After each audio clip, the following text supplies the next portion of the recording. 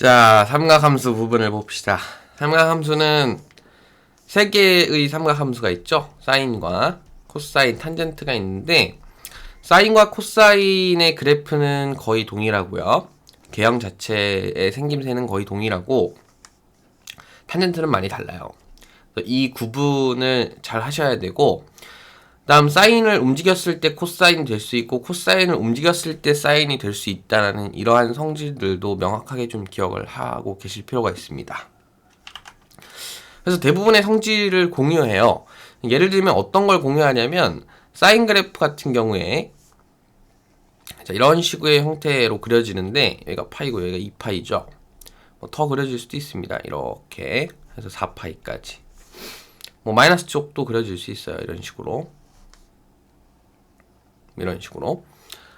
그럼 여기가 마이너스 2파이겠죠. 어떤 성질이 있냐면 항상 최대값은 1이고 최소값은 마이너스 1을 가진다. 이렇습니다. 근데 코사인도 마찬가지예요. 단지 생긴 게 조금 달랐을 뿐입니다. 이렇게 조금 이상한데? 이렇게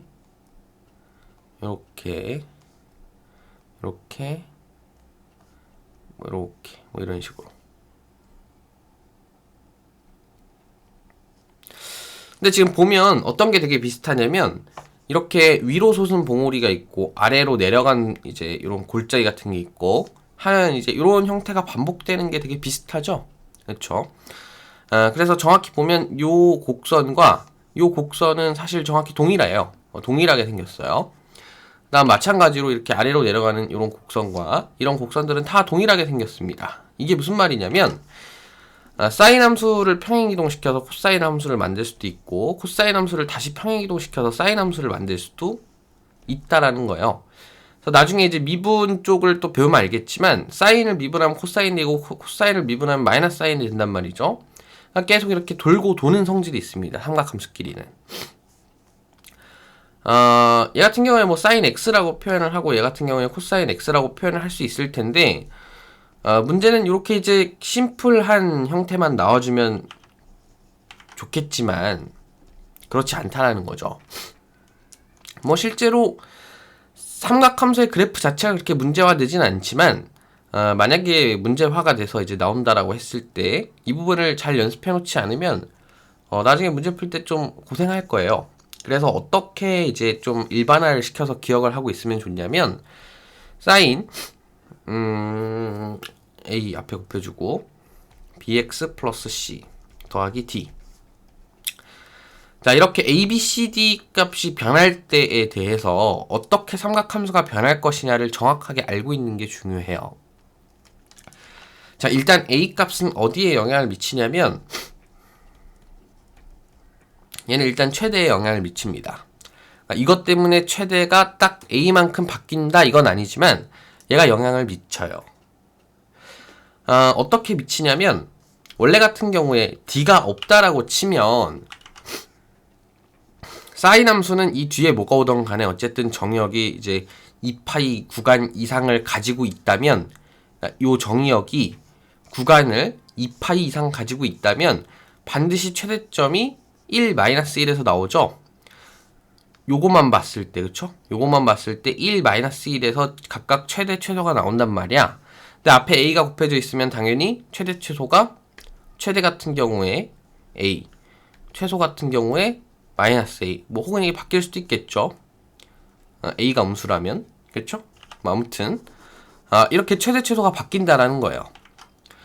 근데 이렇게만 두면 그런데 뒤에 d가 있으면 어떻게 또 바뀌냐면 최대 같은 경우에 a가 만약에 양수라는 범위에 있다라면은 a 플러스 t, 최소는 마이너스 a 플러스 t 이렇게 될 수 있다라는 거죠. 그래서 a와 d는 어디에 영향을 미치냐면 최대 최소에 영향을 미칩니다. 그렇죠? 이해되죠? 이게 무슨 말인지. 자, 그 다음으로 중요한 알파벳이 뭐냐면 사실 이 알파벳이 제일 중요할 수도 있는데 b가 굉장히 중요해요. 그 다음 미리 얘기하지만 C는 별로 중요도가 떨어집니다. 얘는 그냥 평행이동이에요. 우리가 어떤 함수를 평행이동한다라고 치면은 예를 들어서 y는 2x-3이라는 1차 함수를 x축의 방향으로 이만큼 평행이동시켜라 이러면 y는 이렇게 쓰잖아요. 그렇죠? 그러니까 이것도 마찬가지입니다. 그것 때문에 생긴 c라고 보면 돼요. 이건 평행이동에 관련된 숫자고 큰 의미가 없습니다. 문제는 이 b인데 이 b가 뭐를 결정하냐면 주기를 결정해버려요. 예를 들어서 이런 겁니다. sin 2x를 한번 봐보죠. 자, sin 2x를 보면 x값에 따라서 어쨌든 함수값이 이렇게 변할 텐데 잘 생각해봐.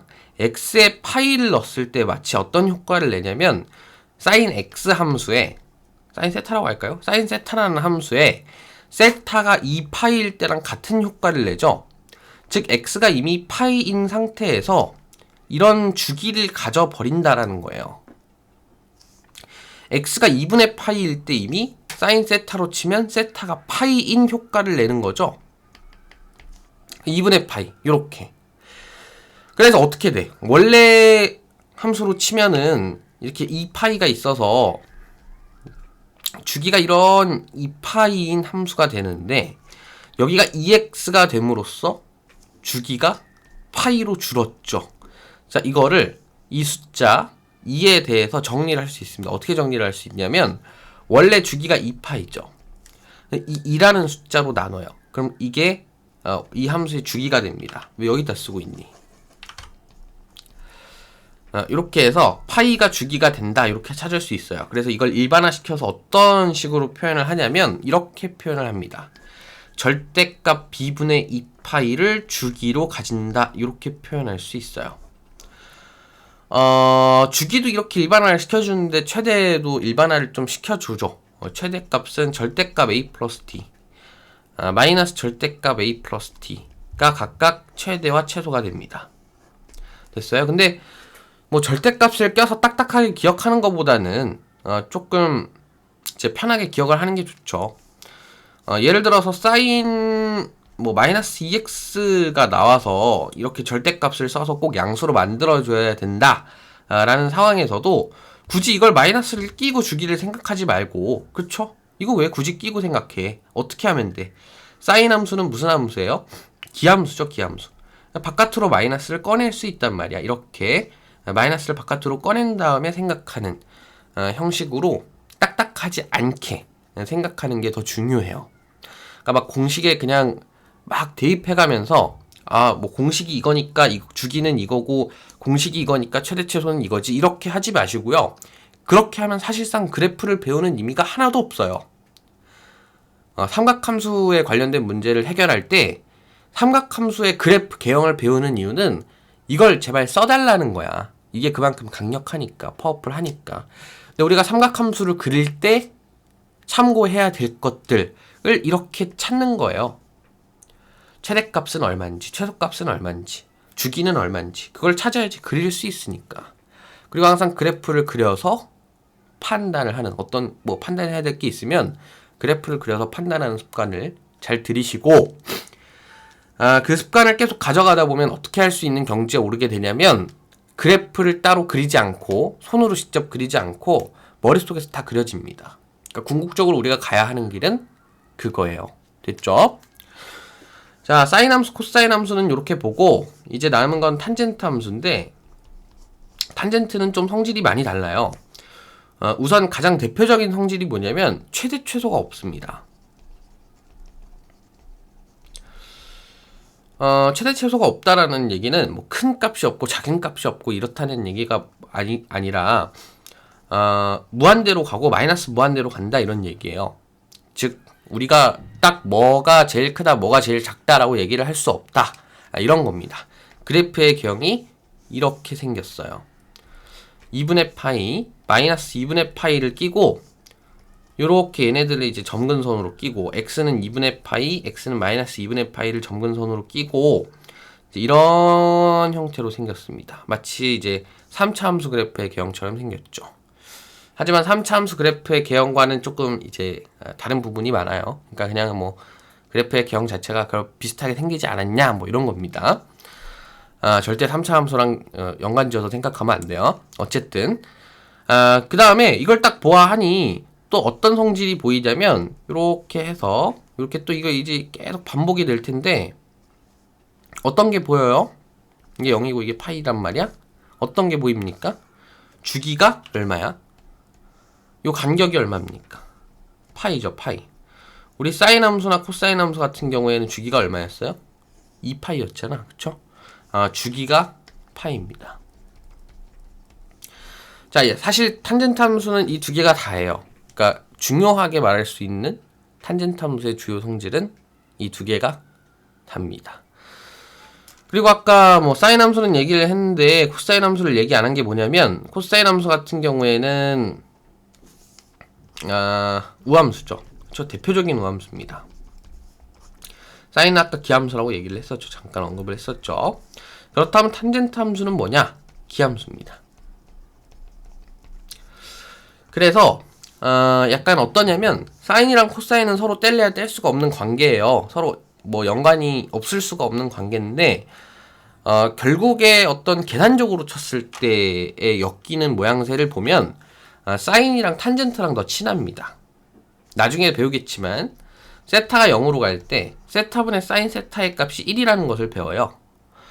이걸 배우면서 동시에 다른 정리처럼 배우는 게 뭐냐면 세타분의 탄젠트 세타가 1이라는 겁니다. 이건 사실 당연한 얘기예요.